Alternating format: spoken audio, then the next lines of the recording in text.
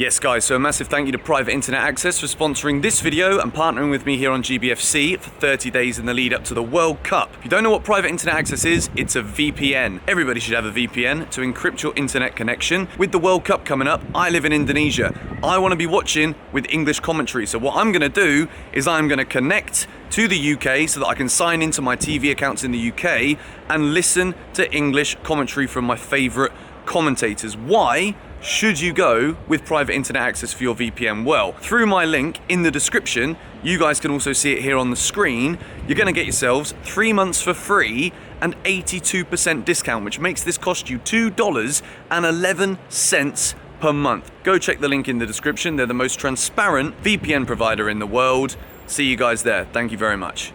We got Ruben Neves in the chair, as always. Here we go. And we need some Josh lookalikes, and then you can give me let me know. Edin Dzeko I used to get in the FIFA 15 days or whatever it was. Dzeko? I don't know how That's they not a bad managed shout. Edin Dzeko. He's a good footballer, mine. Very good footballer. He's banging in goals still. Edin You Dzeko ain't is as the good looking topic either, of though, chat but- today. Me or him? You. Oh, thanks, Guy. Appreciate that. The Arsenal boys get more and more arrogant every single time they sit down in the chair. But yes, Reasons guys, to be. welcome back to the pod. 3 more points. Today we're going to talk about, obviously, Chelsea. 5 in a row, 12 goals scored, 1 conceded, but a questionable performance. And then Arsenal, questionable performance, I'd also say, but another 3 points. Bukayo Saka bagging once more, 9 out of 10. Then obviously Liverpool City was big talking point from the weekend. Massive game. Liverpool, are they back? City, are they Haaland FC? Do Liverpool find the gaps and the holes where City are trying to play to him too much? And if they nullify that, are City quite as good as people say they are? But we'll start with Chelsea, as we're still predominantly Chelsea. If you support Arsenal or if you support any other club, just let us know in the comments down below, because obviously eventually it would be nice if with all the Chelsea content you guys get, this is more of like a football pod as opposed to just... A bit more of a rounded Premier League chat and potentially other topics too. I mean, I didn't actually watch as much football this weekend as I have been. Yeah. To be fair, you've been a bit unwell as well. Watched a few though. Watched You did. 2 games. I think his shorts match his condition actually at the moment. Just finished playing tennis with Rafa Nadal, you know. I mean, we've got him in his pink shorts. You and your look like you're about to go painting. I don't even know what to. Mate, It's think. cold. we can't take advice. The king of fashion. Why here. is the tick only half? It's like it got stuck in the It's half armpit. price, and half then price shirt. Half price shirt. Yeah. I'm going to have to have a look for That's those. one of mine anyway. Is it? All right. Surprised he fits in it. We're talking about our fashion sense, but someone whose fashion sense has almost improved as much as the fortunes of the football club. Graham Potter, there's been comments about a glow up from him. And obviously, like when you go West London, maybe the barbers are slightly upper echelon to Brighton. I don't know. I've never got my hair cut in Brighton before. But other than the way that Graham Potter's looking, talk to me about Chelsea. I've got my opinions on things, of course. But like when you're watching us now, a bit like you guys at the weekend, we didn't play great, but we got the job done again. 2 good goals. How did we win that football match? I mean, I watched the first half. We had a fantastic setup actually, where we were able to watch all 3 games at the same time. And every time I looked over at your game, Chelsea game, it was just all Villa. Obviously, Mings decided, I don't know what he was doing for the first goal. That's a myth. He had a couple of beers, I think. But I think when you look at Kepa and the performance he put in, wow, he's really cemented himself as the number 1 after that first half performance. For sure. And then when you see the second goal for Mount, where Martinez has had a bit of a stinker, in my opinion, that just shows how important it is to have a top-class keeper. Yeah. Because essentially, if Kepa wasn't in goal, you wouldn't have won that game. That's a perfect point, I think, because I didn't expect that from Kepa, because it wasn't just like... There's a couple of... I watched a compilation video afterwards because I wanted to watch those saves back again. And there was like a Kepa's best moments in a Chelsea shirt. And he's had a few where it's been like the Liverpool one. I don't know if you saw it in the Super Cup. And like Tammy Abraham stood on the goal line and then there's one shot. And then the other one is like 3 yards out and he somehow puts it onto the bar. He's a shot stopper. There was 3 or 4 yesterday in that game. Yeah. Against Villa. Mad. And The Danny Ings one. The Ings That save is was the one outrageous. from Mings, the header. Point blank, 3 yards out. And yeah, what a save. But there was one before that as well. He's got down low. There were 3 or 4, it's kept you in the game, riding your luck a little bit. Yeah. Obviously, you got 1-0 up, and then, just kept you in it, really. Yeah. You think so? Kepa now number one. But is he cemented? He's really cemented himself as number one now, right? I think so. I mean, like, I believe in meritocracy in football when it comes to managers picking You'll teams. have to You're playing explain good. what that means. Meritocracy. It means if you're playing well, you should play again. So, for example, with Chelsea, it never works like that because we seem to chop and change things all the time. Pulisic scores a goal in a game and we win the football match on a meritocracy, you get picked for the next one. I think that's fair. That's fair. Yeah. But I think at the minute, like, Mendy was injured, okay, but a lot of Chelsea fans, myself included, have been saying for a while that we've seen two Mendys. We've seen the gradually becoming renowned as one of the world's best keepers out of nowhere, from like not even having a footballing career to all of a sudden being a Champions League winner, being pivotal in that run with big saves. You remember the Benzema ones in the quarterfinals. Oh, I like him a lot. Yeah, I he like did him really a lot. well. I He's think class. The presence he has, a huge keeper. They say about him playing about with his feet a little bit more, but I think shot stopping as well. If I was a Chelsea fan, I'd be comfortable with him in goal. I mean, Kepa, recent weeks he's been good, but it's just the presence of him. He's quite small. I wouldn't feel comfortable with him behind me in goal. But that was, I think that was really one of the points that when he first signed, it was get the ball into the box, get it on top of him, and long shots, right? Was it long shots he was having a few I used to play in goal. with? I used to say, like, not that I'm as good as Kepa or ever was anywhere close to, like, even like a 7th choice goalkeeper, but like when you're going with the ball and you're on the front foot, you go with the hand closest to where the ball's going. You don't go with the back hand because there's less reach there. And the amount of times he would get beat from outside the box because he would lead with that hand, I'm like, surely this is the number one thing that you learn before you even start training 6 days a week as a goalkeeper. Do you know what I mean? Like, just silly things. Well, I think he's got the bit between his teeth now. Well, also that League Cup final incident, I don't think that helped him at all. No, that was an embarrassment. That was all, and it just doesn't help. And I think goalkeepers are massively confidence players. It's similar to strikers. And when it's slightly going against you and the media's on you and the people are just sticking it on you, then it's a tough place to be because you can't really win. Yeah. You know, people are just waiting for you to make a mistake. And I think now he's actually coming in with more of a point to prove rather than the pressure on him. Mm-hmm. And maybe he's thriving under that. And it'd be interesting to see if he does really cement himself as a number one, has a run of games, does that pressure then push back onto him? Yeah. But like you say, like confidence or whatever, he obviously has a lot of confidence for him to be called off in that League Cup and him like saying, no, I'm staying here. That's a fair argument, you to know? be fair. So really obviously, but is that confidence or just like if I was in goal? Well, he must I have wouldn't want to be walking off at that point. If your manager says that, it's petulance. I think you've got to go off. Surely, I think it's pride more than anything, not necessarily confidence. For me, it'd be pride. I wouldn't want to be dragged off but you wouldn't say I'm not coming off. Would you? He must have felt confident, saved the penalties, you know. So yeah, well that didn't work out. But someone who's also turned things around, and obviously as we get closer to the World Cup, there will be more of like a England, as we're all bloody English, and a World Cup focus to the pod. But Mason Mount, people were questioning him, and I don't know if you guys are aware of the way that the Chelsea fan base has kind of been towards Mount. No. It's very, very split. Really? There's like, I don't even want to throw the number of percentages around, but like a lot of people love him. And if you see that Frank Lampard scored 31 goals, Mount scored 31 goals, and they scored them in the same amount of games. So there's evident reason for why Chelsea fans adore this bloke, but at the same time, there are also a select few, who most have been won over now, but at the start of the season, they came out the woodwork again. Criticism, but heavy criticism on Mount, saying there's no reason why he should be given as much praise as he does. Like, how does he get in the Chelsea team, let alone Southgate constantly picking him for England? Do you think that the form of Mount, especially in the last 2 games, he's got 2 assists, 2 goals, surely for England, he's got to start? I rate him a lot. You like Mount? I have done since he come onto the scene, and I think he makes each team that he plays in a lot better. Chelsea, England. I think for the World Cup he must start in like the number 10. Number 10? Yeah, just behind probably Foden, Saka. We'll go into that probably later or something. But yeah, I think he has to start in front of Rice and whoever else plays alongside Rice. Yeah, I think last year, the start of the season, I don't think he was getting picked. And then as soon as he come into the side, he started getting a run of games and he was improving Chelsea. He was just like first name on the team sheet after that. Yeah, I think he's just a must. From my perspective, I think he's really underrated. I really like him as a footballer. I think he's a really smart footballer. He's not the sort of player that's going to get the ball, run past 3 or 4, but he picks up good spaces. He picks the ball up in good areas. He reads the game. Even the goal on the first goal, he's anticipating Mings make a mistake there. Yeah. And it's that type of, he's not necessarily the most creative, but he's smart. He's smart with his pressing. He's smart with where he picks up the ball. And he's someone, I don't necessarily see him have games where he's less than a 6 out of 10, in my opinion. Whether he starts for England is another debate, just purely because the strength that England have in that position, with your Fodens, with somebody potentially like a Grealish, Sterling's potentially can play as a 10, Bellingham as a 10.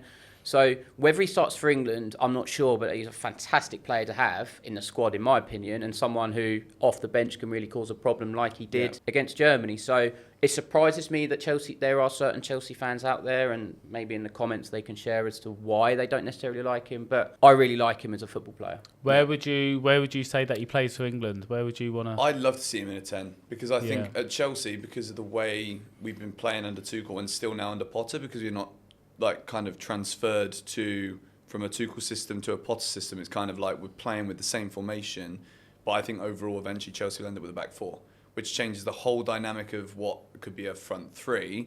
But with a 4-3-3 we've struggled. But I think because he's often starting games out wide, he's never really that focal point. So when people say he's not that creative, which you would obviously argue that he is, and I would also argue that he is, but he could still do so much more because he doesn't get to kind of operate in that central area, which again, it's like the Havertz debate that we've had on the last 2 pods. It's like, maybe Mount's an even better number 10 than Havertz. So then maybe there's questions about Havertz at Chelsea even. But this is the thing with Mount, he can play a number of positions, can't he? So it's just a good footballer. He can play a number of positions. And I think it depends on the form of the rest of the players. If Aubameyang plays well, then Havertz is going to have to drift out to the right maybe, and then that will force Mount to play number 10, whereas if Aubameyang's not performing and Havertz goes up to number 9, then Mount might have to come out on to the wing a little bit more, and who knows really. I like him. I do like him. I think he's a good footballer. So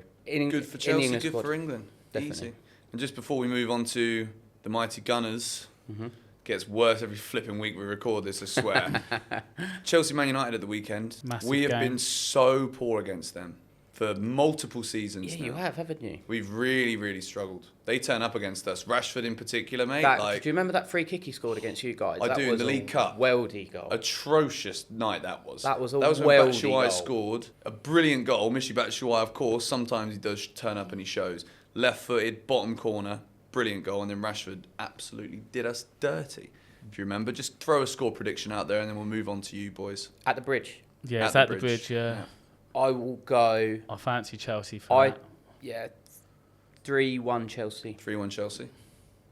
Yeah, 2-1. 2-1 Chelsea. You think it will be? Yeah, I think so. I don't know. The United teams that we played against have been the poor United teams, yet they still seem to show. I'm going to say 4-2 Chelsea. I reckon we turn up. And last time I said 4-2 in a football game was Napoli-Ajax. And guess who didn't put money on it again? Moi.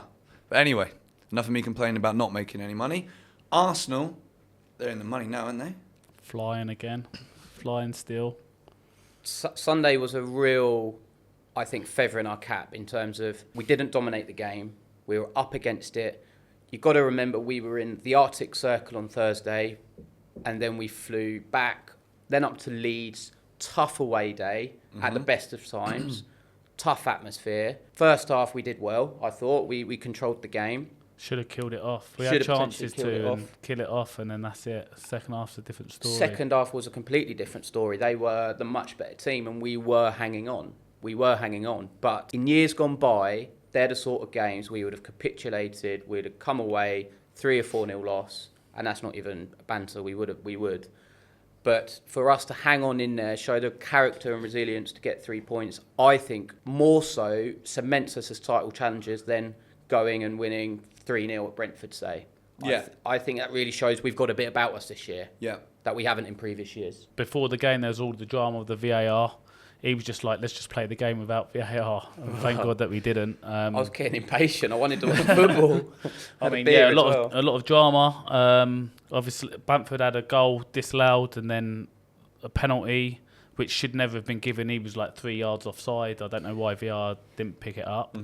But, yeah, got the penalty miss, and then drama at the end, red card, another penalty. But not only that, the amount of chances that Leeds were creating in that second half, really put us under pressure and, defending. Not Ben White's best game. No, it wasn't Ben White's best game. We were talking about that. He got dragged off. It seems to be a thing that we do. We praise players or slate players, and then the next game they play is the opposite of what one of us will say. But I don't think don't put money on Mount to score at the weekend. Yeah, no, Mount doesn't score tonight against Brentford. We'll watch this after Brentford. I don't think it was like really bad performance, but he's just like normally putting in them solid 8 out of 10s, and a bit below par. And that's the thing. Like Tierney comes on, and we just seem to have players in each position and a little bit more strength this year. I think we've had a really, really tough run. We had Spurs, we had Liverpool, we've had the Europa League all the way up in Norway. We've then had Leeds away. It's a tough run of games we've had. Won every single one of them. And the players were a little bit weary.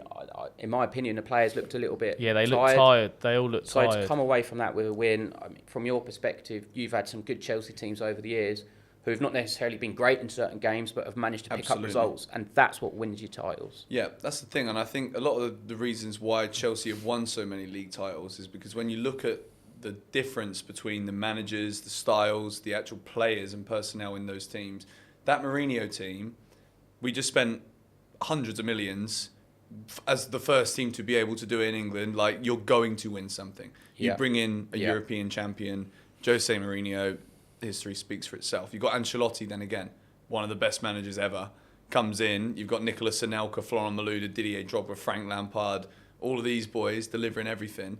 And then with like the Conte team and even the Mourinho second time around, it was like it's an oiled engine, which I think compared to Arsenal now, Arteta's kind of been trying to, it's like if you got a car that's diesel and you put petrol in, if you put in like the tiniest bit of petrol but then fill it up with diesel, it's probably still going to run. Is that right? It does work. If you put in like a little pipette of petrol and then you fill it up with diesel, it's still going to work.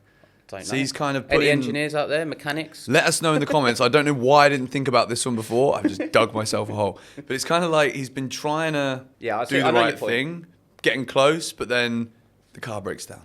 I know. Do you know what I mean? Now it seems like it's just oiled, it's ready. I know what you mean. And that's why, from my perspective, I think he would be as happy with that result and performance than he would have been against Liverpool.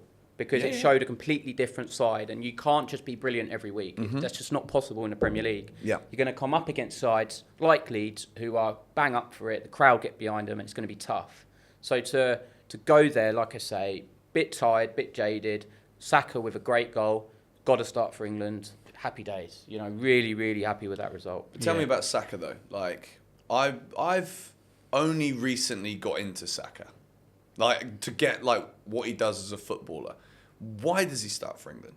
I'm not sure 100% starts. Oh, he's got to start. But yeah, I'm probably like you. I'm not the biggest fan. I do rate him, but yeah, I just games. I think some games pass him for a long period of time. The only thing with him, he does get the ball and he does keep the ball and he does drag you further up the pitch and all this. I just want to see a little bit more from him in like the final third, just a little bit more clinical. And yeah, I'm not sure he starts for England just because I'm a big Sterling fan and I just like what he brings to the team.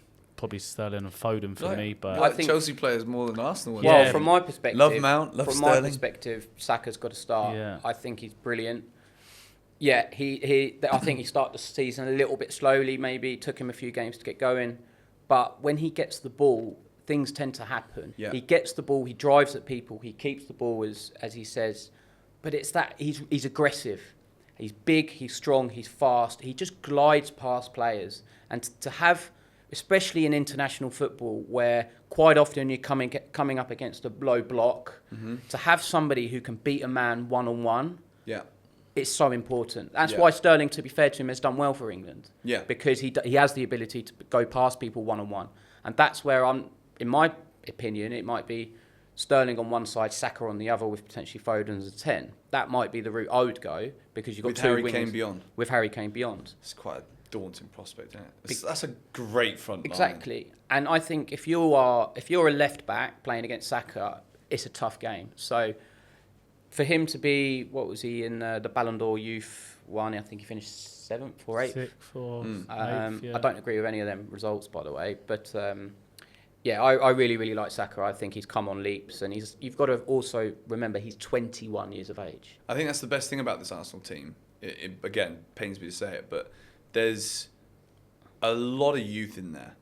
Like Odegaard as a captain, shocked me beyond belief. And again, like that's probably because living in Bali last few years, I've not watched as much of Arsenal as I would normally if I'm in London or wherever, because just watch all the football there. But I saw that and I'm like, that's very bold. He captains the national team though. For Norway. Yeah. He does? He does. Yeah. He's going to lose that soon, isn't he? Because Mr. Erling's going to want to take that one over. No, but I think that helped him, get the captaincy. And obviously, like, we don't see as much as what goes on behind the scenes. So, obviously, he must lead the team. And I think like, Xhaka's probably still one of the main captains in the dressing room. I just don't think you could give him the captaincy now because he's just one game away, you know? Like, there's always he's one always moment. On the edge, but that's kind of one of his... He had it the other night, actually, didn't he? Works in your favour now. When a player's in form, like all of you boys are right now, you need someone with that little bit of, like, do I press the button or not with Granit Xhaka? Because when you got that, it's like Costa. Yeah. Never got the red cards, like we said a couple of episodes ago, but he had that bit about him where it's like, well, someone else is in a bit of trouble. He's going to be there to help you out. Yeah. Or he's going to make everyone else look like they're in trouble, piss everybody off, and then somehow bag 2 goals and you win the game 2-1. Yeah, I always felt there was a witch hunt against Xhaka. I never felt he was as bad as what everybody said. The problem with Xhaka is he would play 10 games, he would have a moment of madness in one of those 10, and that's what people would remember him for. I've always liked him as a player for Arsenal. Yeah. Always think he's done well. I completely agree with Guy. I think a lot of players look up to him, and he's still a leader. But what Arteta says about Odegaard is that he really sets the example. He wants to improve. He wants to get better every day. He wants the people around him to get better. And I think it's that environment that has really, really pushed us on this year because every single player has improved. Yeah. And it's really that culture within the team in the dressing room just looks so good and so healthy right now. Yeah. Top 4 then. We've discussed it every week, so another win. Man City lost as well. We'll talk about them in a second, but like surely now it's pretty much guaranteed, right? Well, it's gotta be. I would say yes, but you look at Chelsea, you look at Spurs, United. They're not exactly out of it. They're picking up points. Yeah, they're not many points behind, you know. It's quite interesting, I think, with that. But the only thing is, because we're at the top and full top 4, there's a lot of teams that have got to catch us. So it's not like one team chasing us down. It's like 3 or 4 chasing us down. Everyone's 19. So yeah. So yeah, we've got the head start at the moment, and yeah, let's keep it going. But I'll still take top 4 now. Easy, of course they would. It's been a long time coming. It has been like Champions League football. Keep going to Bodo Glimt. Is that how you pronounce it? Yeah, something like that. Well, you did it now. You won. I would just say, I'm just calling them the Arctic Circle. I was going to say, go to Norway. Beautiful place, expensive Guinness, €20 a pint. But anyway, City lost to Liverpool. See that one coming? I actually said to him, I fancy Liverpool. I thought so. Yeah, before the game we were looking at it, and I don't know. I actually watched Liverpool play against Rangers midweek, and the first half, worst I've seen them play for a long time. Shocking. Second half, I don't think they played much better, but I just think it was a poor Rangers second half, really. But it shows the quality they have, like players like Salah coming off the bench, scoring a hat-trick. And when you've got players like him, then, yeah, you've always got a chance of game football. I think that was the most incredible touch. It was a great goal. That is a phenomenal goal because that distribution, that vision to see that ball and then what he does with it after that is, for me, that's one of the goals of the season. I was saying that in the pub to him. I said, that is like an exceptional piece of play because he's got a centre-half up against him. I think it was Diaz. Was it Diaz? No, Cancelo. Oh, Cancelo, sorry. You know, so you've got a top-rated defender, and then the way he's just turned his body in one movement and brought the ball down perfectly, exceptional. He's so strong, so strong. Earlier in the game, he actually did it to Diaz as well. I think it was Diaz and someone else. So he's done it to 2 players already, just got his body in the way, and yeah, he's so strong on the ball. Brilliant. So goal. As soon as that's coming over, he had one thing in his mind, and I think Gary Neville even mentioned it as well in commentary. Just like, wow. Great But to go along and score as well, he had a similar chance just before that. It went just wide of the left post then. Yeah. Edison, unbelievable save, little fingertip. Yeah, that was. But then on the second goal, when he's gone through, well, on the first goal, sorry, as he's gone through, he just like a little dink at the same time. So he's placed it to the side, but just put a little bit of height on it, just so it's gone over him this time, and it's just gone above him.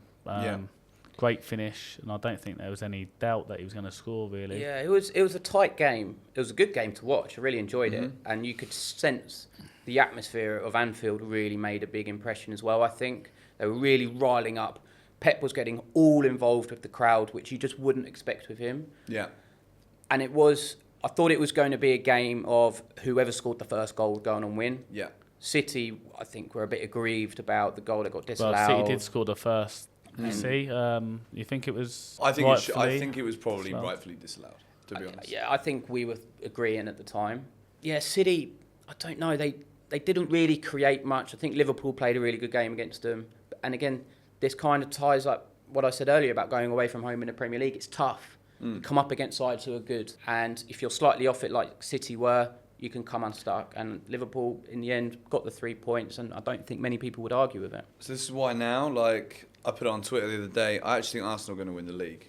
And I think that game between Liverpool and City is why. Because what I saw from that game, I didn't actually watch it live because I fell asleep. But I did watch plenty of extended highlights with the flipping duck on the screen. You know that one? Like, there's just the one with the big like rubber duck on the screen. Every time City get the ball, they only look for Haaland. And I mean, there is an element of he is a bit superhuman. The average Premier League defender can't quite keep up, can't quite read the game the way that Van Dijk can. I'd say that Matip is actually a very good high-level Premier League defender. He is. Yeah, I rate Those him. two together, I think what they did was nullify every single time City got the ball to look up.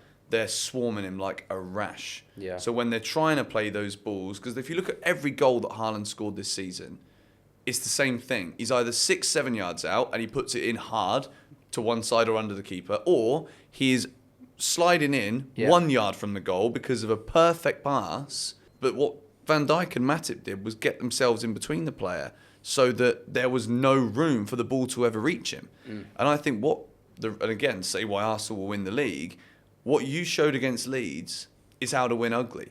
Yeah. What you showed against Liverpool was how to play exhilarating football and kind of like blow up the fireworks all in the same box at the same time, but you don't actually put them anywhere. You just set it popping around. So are you kind of saying that, and I know Liverpool obviously one of the top sides, but I think do City have the teams- ability to go and really change the way they're playing and win ugly? I think because they're only looking for Haaland at the moment, because it's not like Aguero. Aguero used to be involved the way that Bernardo Silva would be, Mahrez would be, but yeah, he'd score the most goals, but like he's still one of many in an attack that's clearly got this fluid motion about it. With Haaland, because City are just going for him, I think against top teams, City will come unstuck because I think top-level centre-backs, between the two of them, or even the three of them, against teams that are playing three at the back, maybe even Chelsea if you've got Silva, Fofana and Koulibaly in there, I think City will drop points because I think top-level Premier League defenders will nullify what City are trying to do with Haaland as that focal point. Well, it was the And I think same you'll as win more games. It was the same as in the Community Shield first game of the season. Liverpool stopped Haaland. Yeah.